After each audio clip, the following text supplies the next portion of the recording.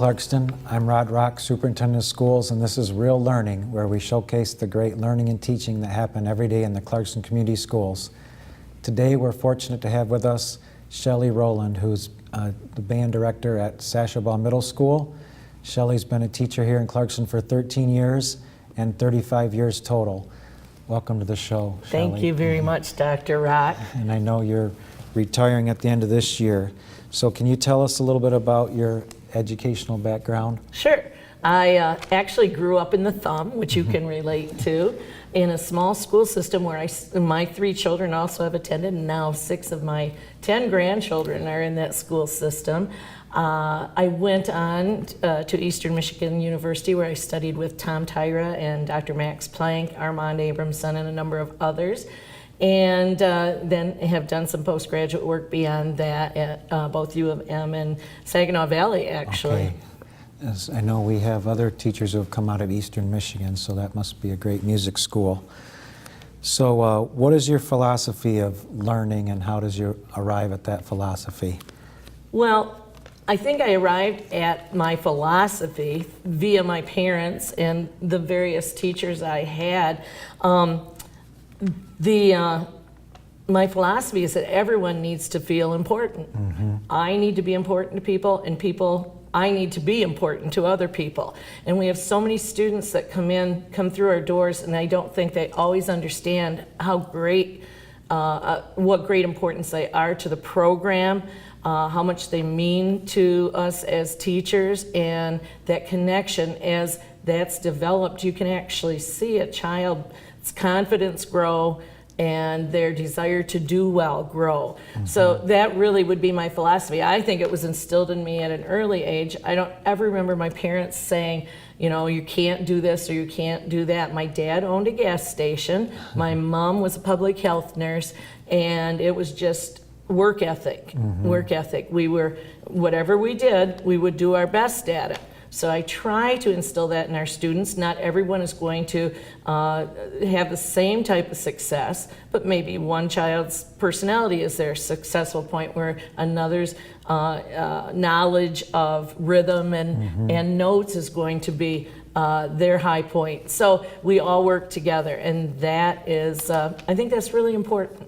And I know you talked about the program, and when I see the marching band perform, I know I see you there, I see all of our teachers there participating, along with a lot of parents. So our kids have music classes through 5th grade, and then they start in either band or orchestra at the middle school. Or choral music. Or choral music, that's right. And so you get them started with band, right? Yes, I do. Yes, I do.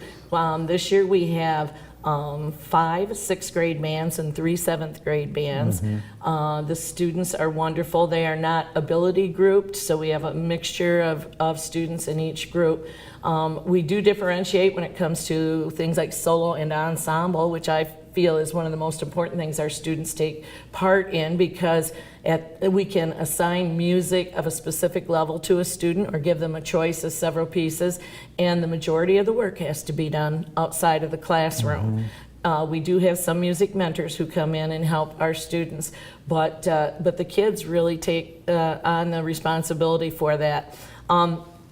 Festival is another very important thing, and the students go and do a performance on stage, but the most exciting part for me and for them, I think in general, is the sight reading, where they see a new piece of music. Mm-hmm. They have 5 minutes to learn it. They teach it to one another. They can't play during those 5 minutes. At the end of 5 minutes, they need to play it and use everything they've learned, whether it's tone or notes or rhythms, dynamics, articulations. The onus is on their shoulders. Mm-hmm. And it's kind of like a big musical trivia game.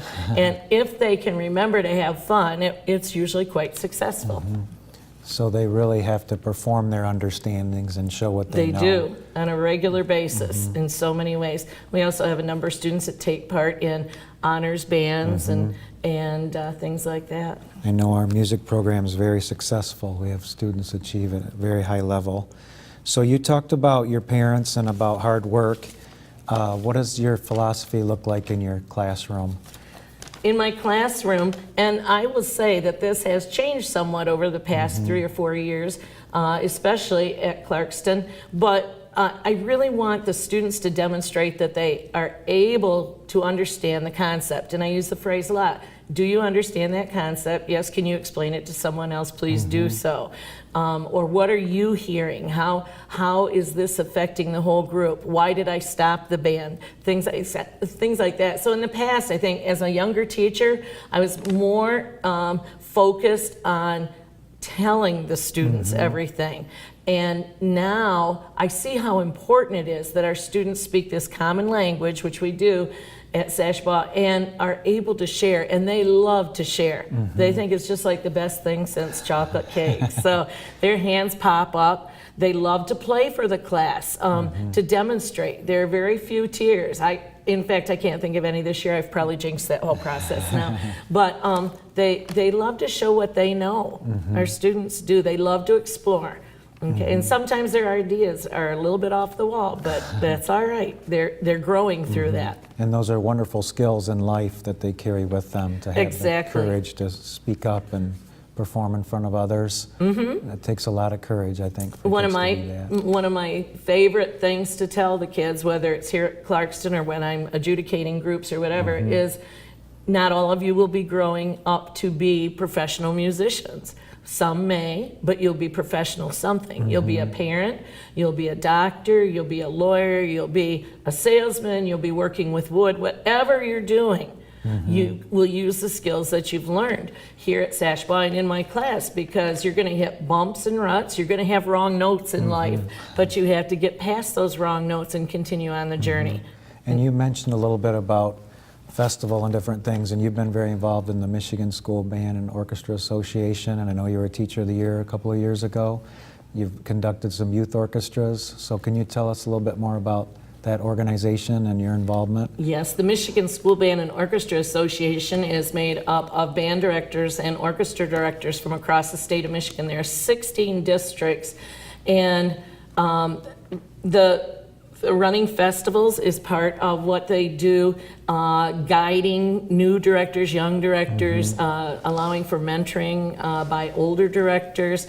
It is a fantastic organization, but like any organization, people have to remember it's not the organization at a distance. We are the organization.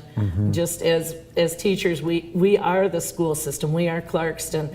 So, you know, the involvement has been important. When my children were smaller, I wasn't able to be involved, but after they grew up, and they've been growing up for a while, I've been able to be involved. And yes, I was Teacher of the Year, and that was a wonderful honor bestowed upon me by my colleagues throughout the state, and I did get to direct the Michigan Youth Arts Festival Band, and what a thrill that was at Western Michigan University. I was fortunate to be there to see you for that. Yes, It was a and I great thank experience.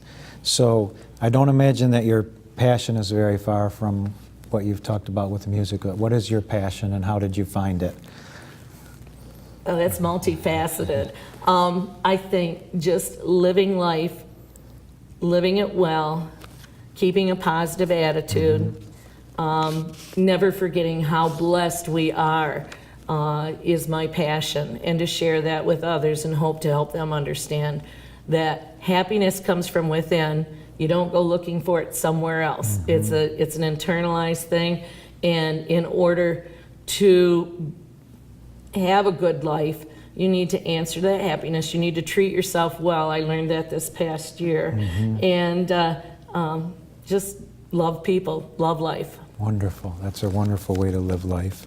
So I know you've had many, many experiences over your career. Can you think of one that stands out as something that's been most meaningful? I tried to think of only one, but I thought of at least two. And of course, 2 years ago, we were honored to perform at Carnegie Hall in New York City. And my colleague, Mike Lewis, it was his band and students from several of the bands. We traveled there. He allowed both Mr. Harris and myself to conduct on that stage. It was the opportunity of a lifetime, and it brought me to tears, because I swear you can hear the echoes of former fine groups that were on that stage. There's so much history involved in it. I remember saying to the kids, "Oh, I'm sorry," as a tear dripped down. Again, I don't cry, but as a tear dripped down, and one of the seniors said, "Oh, it's all right, Miss Roland. This makes it extra real for us." That's neat. So it's really neat. So that would be one of the very, very many. The other is the fact that this year, as I went through illness and continue to receive treatment, my colleagues at the administrative level and at as far as my colleagues in the music department, the students and the parents have just been so wonderful. They've been a great community of support for me. And when I finally was able to come back to school and start seeing the kids again and working with the kids and interacting with parents and my colleagues, it was a glorious day. Wonderful. Yeah. And I know that shows too how much you meant to other people. I hope. So we're fortunate to have you here. So you've been involved, you mentioned a little bit about the youth orchestra, and also you've been involved with the community band. Can you talk a little bit about your involvement in the community? And Sure. The community band, I think I've been doing about 6 or 7 years, but I didn't have an actual date that I remember.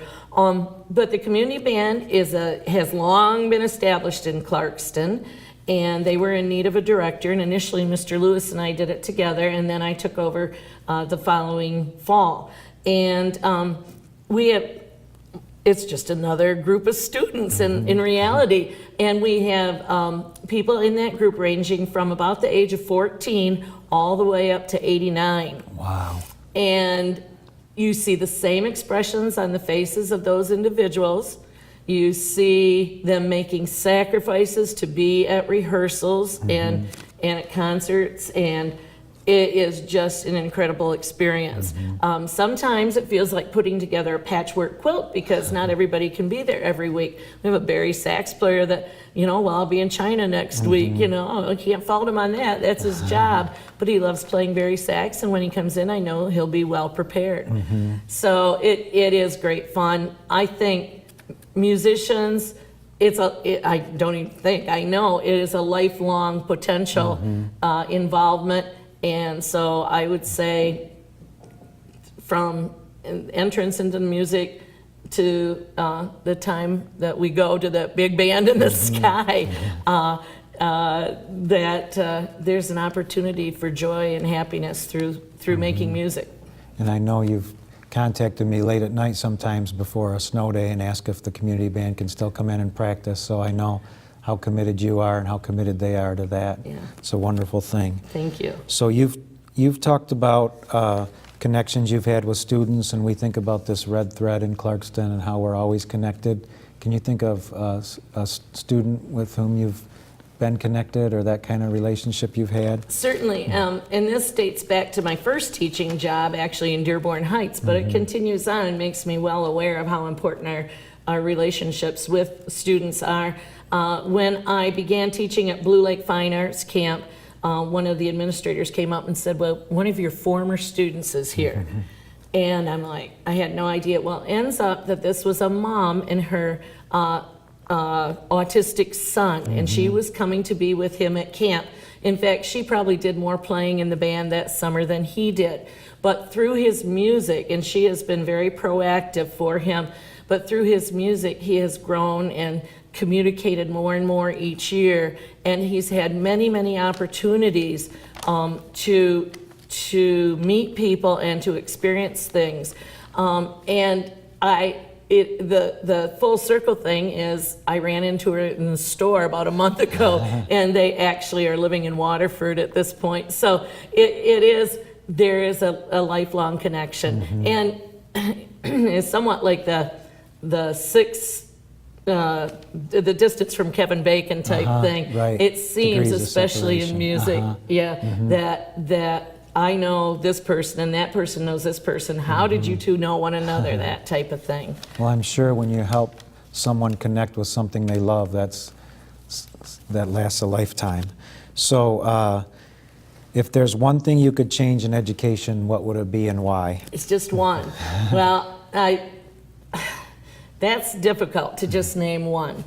I worry, of course, the demonization of teachers by media, okay, and a good portion of society is a crushing blow. I can't think of a single person that is in the education field that has not sacrificed time with their own family in order to make sure that a student is getting the attention they need. And it's that demonization is based on money. We all know it is. It's based on money and big business, and it needs to stop. We're going to be in trouble as a state and as a nation if somebody doesn't say, wait, stop, let these teachers teach. They are wonderful. Just as our students need to hear positive comments, we need to hear positive comments. We'll work as hard as we can, but those positive comments are what make it worthwhile. So that would be the big thing. I do have one more though, and that's parents, let your children experience some failure. If they don't feel what failure brings to you, to the disappointment of failure, they'll not know, and they'll wait until they're older and they'll make a giant mistake. Whereas if they're allowed to make small mistakes and pay the consequence for those mistakes in a grade or in after school detention or whatever, they're going to grow through that mistake. And I think that's really important. Well, thank you for sharing those thoughts. Is there anything else that you'd want to add that I haven't asked you about, or? I think we've covered a lot. Is there anything else you would like to ask me? No, I'd just like to let you know how much we appreciate you and what you've meant to Clarkston and to the kids in our community and to our school system. I know you've touched many, many lives, and we're very, very grateful to you, and we're going to miss you. I've had lots of people come up and tell me, not only students but adults, and how much they respect you, our colleagues in our schools. So we're very, very grateful for all that you've given us. Well, thank you so much. I am grateful that you are at the top of this pyramid of education here at Clarkston. It has been a joy working for you. I feel I have some of the best administrators, and I've had some fine administrators over the years in other schools in here, but it's just very, very comforting to come to school in the morning and know that I get to work with so many professionals. Well, thank you. Thank you. I'd like to thank everyone for tuning in today, and Miss Shelly Roland will be leaving us at the end of the year, as I mentioned, after 13 years in Clarkston, 35 years in the profession, and she leaves behind many memories and connections, and we'll always be grateful to her for all that she's done. Thank you for tuning in.